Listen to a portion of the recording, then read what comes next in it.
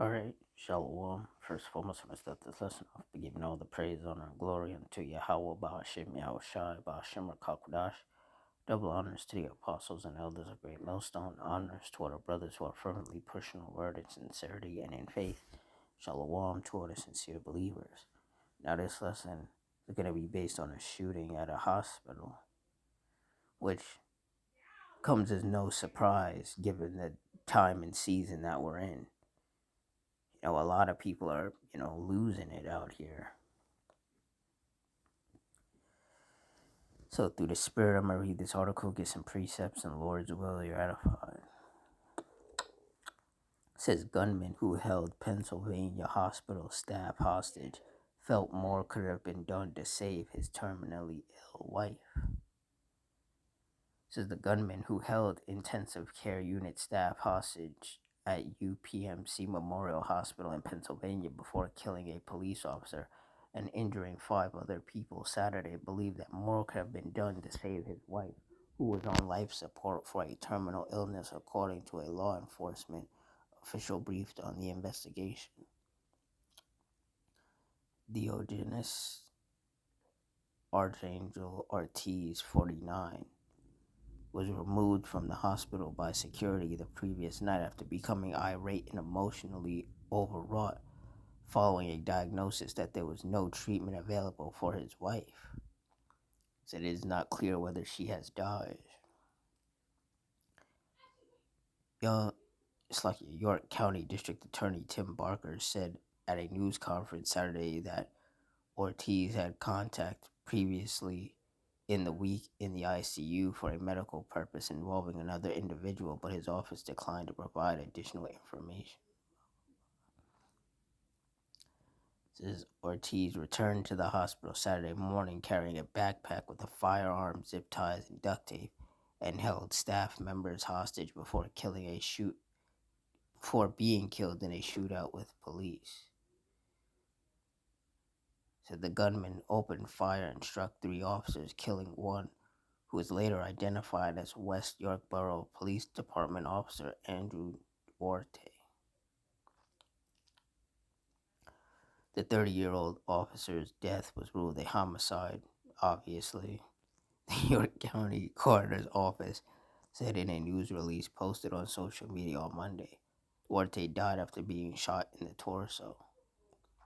An intensive care unit doctor, nurse, and custodian suffered gunshot wounds, and a 4th employee was injured in a fall, according to Barker. As of Sunday, they were medically stable and progressing in their recovery. It says no patients were injured. Yeah, so this is what's happening in these last days. People are, as the younger generation says, people are crashing out. People are losing it because it's just too much. Everything is just going wrong here, and people just don't know how to handle it anymore.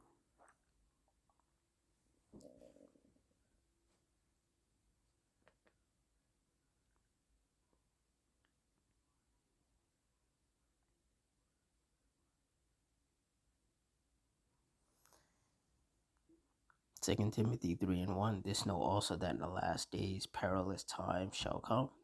And that's right. Dangerous, hazardous, unsafe, serious, hard to bear times. And times are becoming harder to bear for a lot of people. And a lot of people out here are stressed. They can barely keep a roof over their head and gas in their tank and food on their table. A lot of people are really feeling it. And then they have medical things going on with either themselves or their family members, or their kids. And it's a lot to deal with for these people.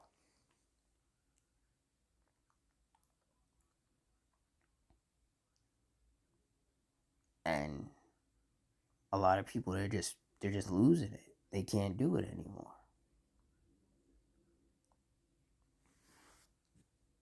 So we're gonna be seeing a lot more of this. A lot more people going to these schools and shooting them up, going to hospitals, going to, grocery stores, and, all these different events, different places, different events, churches, sporting events, and just, going crazy, stabbing people, shooting people.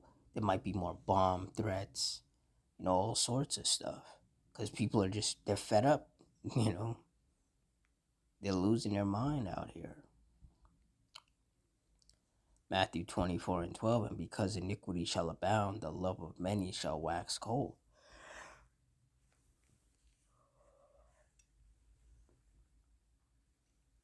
And that's why people are crashing out, because wickedness is increasing here. Wickedness, with the medical industry, wickedness with the court systems, wickedness with the government. So people are just getting more and more fed up, and they're realizing that ignoring it isn't going to work. Protesting about it doesn't work. So a lot of people, they're just going to switch to being violent, and they're not going to care who they have to take out.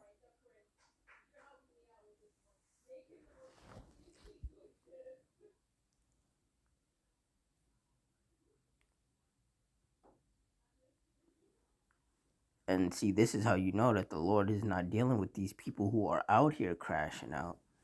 Because if he were dealing with them, he'd be keeping them stable.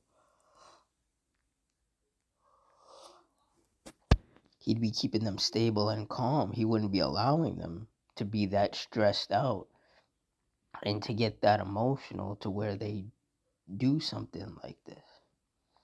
Isaiah 48:22, there is no peace, saith the Lord Yahweh, unto the wicked. And that's right. And it's these wicked people whom the Lord just keeps piling on the miseries.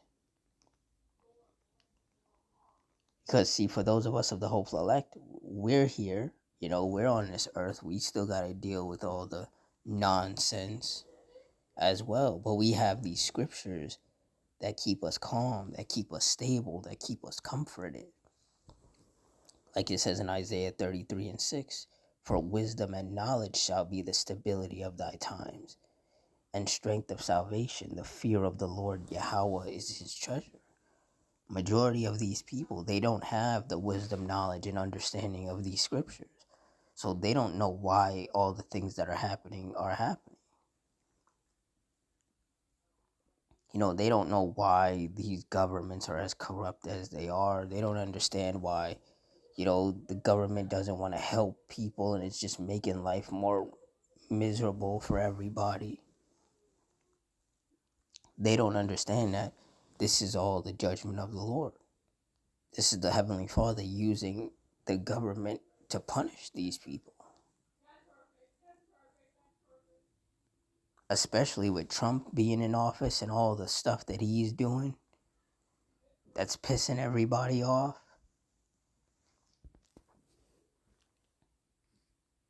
Yeah, this is the work of the Lord. Meanwhile, those of us of the hopeful elect, we're over here chilling because we already know what to expect. We know that the Lord is going to use Esau, the so-called white man, to push more draconian measures, to, apply more pressure onto the people. We know Jacob's trouble going full blown is right around the corner. We know all hell's going to break loose. We know there's going to be civil war and race wars and famines and cannibalism and just more chaos, you know. But we also know that as long as we continue to fear the Lord and watch and read and pray and fast and rehearse the righteous acts, that the Heavenly Father is going to keep his hedge of protection over us. So we're really not stressing about everything that's going on. We understand that all these things have to happen before America gets destroyed and the kingdom of heaven gets established. So we're actually cheering on this chaos. We want it to keep happening, because these are all just signs at a time, signs of how close to the end we are. Meanwhile, these people out here who lack wisdom, knowledge, and understanding, they're just crashing out. They're losing their mind because they don't know what's going on. They don't see a light at the end of the tunnel. So they're just like, screw it, and they're just lashing out, stabbing people, shooting people, blowing stuff up, driving through crowds of people. They holding people hostage, setting fires. They're just losing their mind.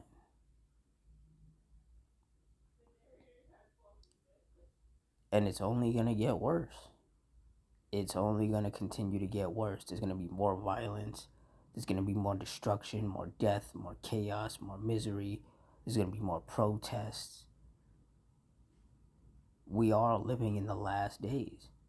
And these last days are not going to be pretty.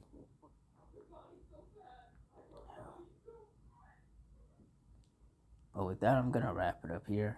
Closing, I want to give all the praise, honor, and glory unto Yahweh, Ba'ashem, Yahweh Shai, Ba'ashem, Rakakudash. The Wadi Yahweh, Ba'ashem, Yahweh Shai, for putting the spirit on me to do this lesson. Double honors to the apostles and elders of Great Millstone.